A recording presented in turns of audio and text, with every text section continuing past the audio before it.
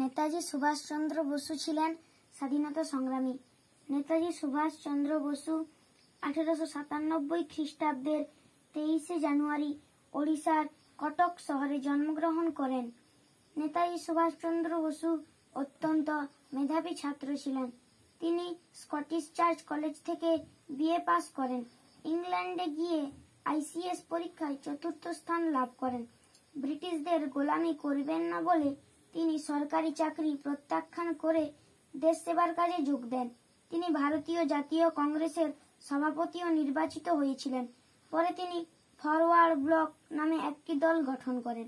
তিনি রাশিয়া ও জার্মানি হয়ে জাপানে আসেন। তিনি আজাদ হিন্দ ফৌজের নেতৃত্ব গ্রহণ করেন। আজাদ হিন্দ সরকার প্রতিষ্ঠা করে ইংরেজদের বিরুদ্ধে যুদ্ধ ঘোষণা করেন। রাসবিহারী বসুর অনুরোধে তিনি ভারতীয়দের আহ্বান জানিয়ে বলেন, তোমরা আমাকে রক্ত দাও, আমি তোমাদের স্বাধীনতা দেব।